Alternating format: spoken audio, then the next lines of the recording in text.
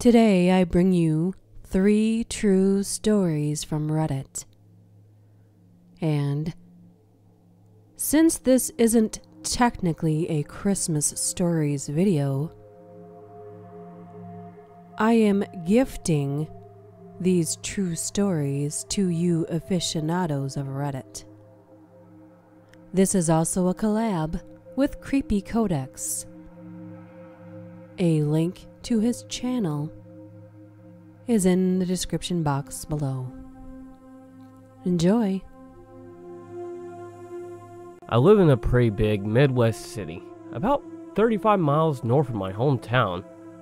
I live in one of the stereotypical, not so great areas of town, which is fine with me, because it's cheap and my neighbors are great. I live with my best friend and his husband. They're high-ranking Buddhist monks. Yes, really. So they travel a lot, which means I'm left alone in my house about 6 months of the year. For the past month or so, I've been experiencing some really strange shit. Not paranormal, but someone is fucking with me. A few weeks ago, 2 of my tires got slashed. Okay, fine, whatever. I have insurance and roadside assistance. A few days after that, my back window got smashed in, and spray painted across the back was the word cunt. When I walked outside the next morning, I barely noticed it, but the street lamp made it pretty obvious. Needless to say, I was really upset. By the way, I honestly don't have any enemies. I have like maybe 5 or 6 friends that I hang out with on a weekly, bi-weekly basis. Other than that, I'm at work or home. So, I went to work that day, smashed back the window and all, and worked through the longest day of my life. I work 8 a.m. to 5:30 p.m. At about 1 p.m., I get a text from an unknown number with a bunch of laughing emojis. I didn't think anything of it, but I went home without any worries that night and had some wine because it was a super shitty day. It wasn't until 8 p.m. that night I started getting really scared. That same random number had been texting me sporadically throughout the day, but I didn't respond. However, once I was home by myself, I got a text from the same number saying, "You look so pretty and relaxed. I hope you enjoyed that book." I was having my 3rd glass of wine and reading a book at the time, so I was thoroughly terrified. I called my very best friend, ex-military and super scary. He's been here for a few days now, and I've still had a few creepy texts that only he replies to. It stopped for a day or so, but now we're sitting here in my bedroom and we just heard someone knock on my door. It's 11:18 p.m. on a Tuesday. My friend went to check. He has a gun. As soon as he left my room, someone knocked on my window a few times. I'm honestly not sure what to do now. My best friend can't stay here for weeks, and my other best friend won't be home for another 3 months.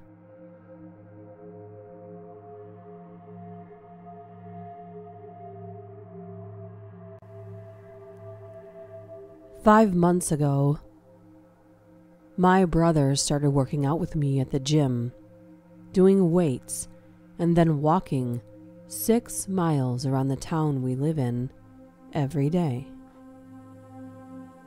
Slowly, I've been losing weight and feeling better about myself. So I had just bought a brand new running outfit and put it on along with my new running shoes for our 6-mile jog. My brother lives with me, and he is a slowpoke. He was taking forever to get ready, and I was giving a hard time as the older sister. I told him to take his time and catch up with me on the trail. Our city has a designated jogging path to the side of the road, and we usually follow it all the way around our town. So I took off. I wear a backpack that wraps around my chest. I put my water bottle, my phone, etc. Put my earbuds in, hit Spotify, and I'm jogging along. Keep in mind, this is during the day. In fact, it was around 8:45 a.m. We live in probably one of the safest towns in America. Although it's about 35 minutes away from a major city.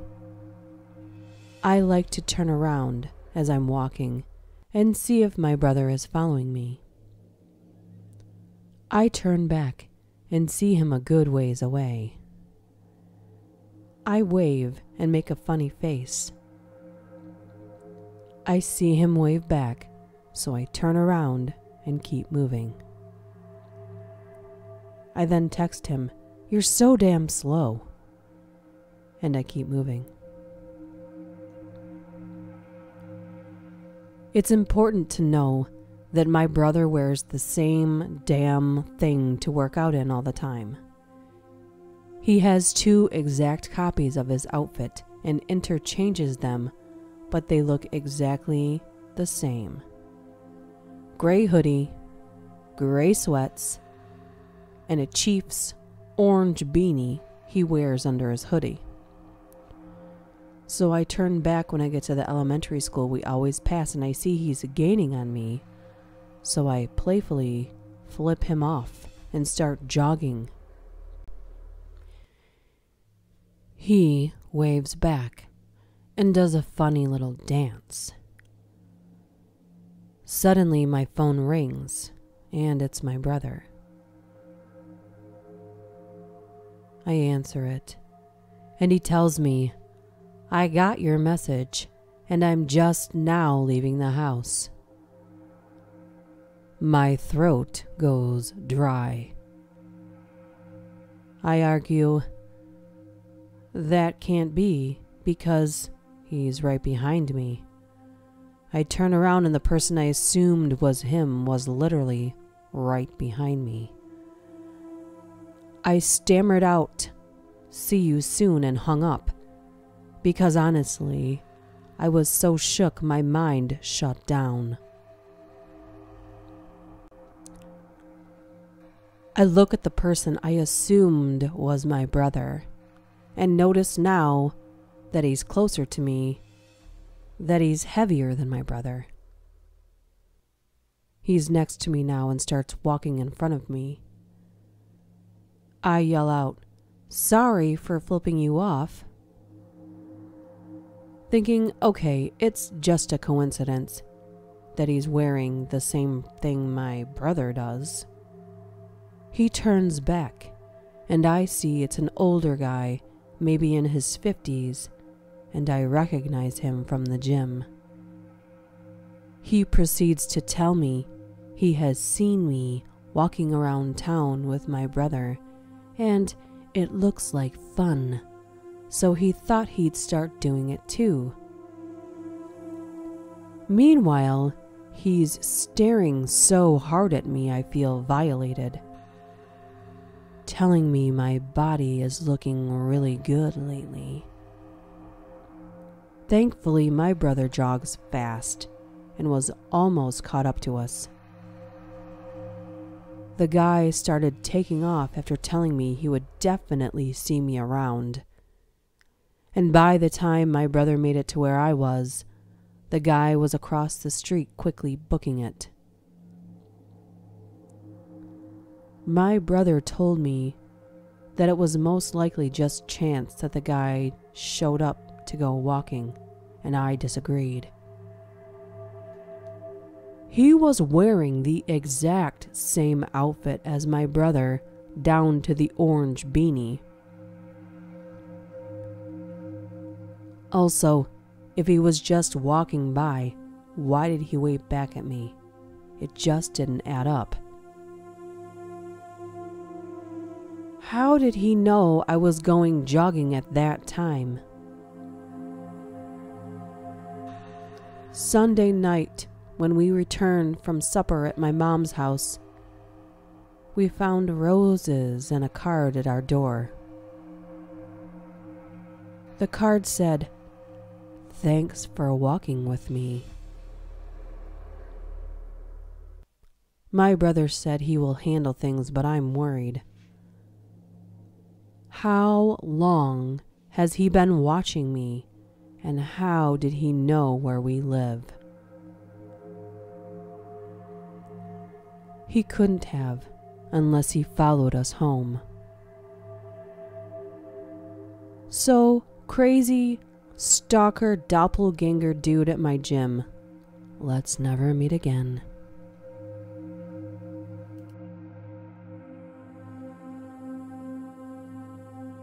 So, this happened a while ago, on the day of my sister's 15th birthday party. I live in a town known for attracting immense amounts of senior citizens every year from the north, so you can guess the crime rate is extremely low. This happened to my mother, but I'm just going to give you an overview of the day first. We had woken up early, I remember, to get the party food ready and cook. My father's a chef and wouldn't just order pizzas and chips for a party if his life depended on it, and buy any decorations we had forgotten. So my mother, my sister, and my little brother went off to Walmart to buy supplies. As soon as my mother got there, she headed to the party supplies area with my little brother, 6 at the time, clutched in hand. She had let go of him for a minute, gave him over to my sister while she squat down to grab a few things from a little shelf.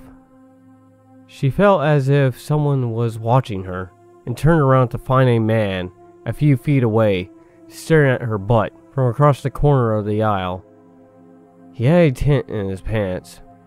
My mother, feeling extremely uncomfortable, quickly got what she was looking for and hurried away from there to another aisle, pushed my siblings in front of her to keep an eye on them. Every time she looked behind her, the man was following her, pretending to casually inspect an item on an aisle every time he saw she noticed him. This went on for about 20 minutes until she finally lost him in the produce. She panned left and right. My dad was pissed about it, asking why she didn't inform security or someone, but my mom said she can handle herself. She played off nonchalantly, but I can see it terrified her, since she hadn't imagined she would do it if that guy tried something. So needless to say, we've never been to Walmart since. I hope you all enjoyed these true stories from Reddit. Saturday's video will be a creepy Christmas tradition countdown. So until next time, ho, ho, ho.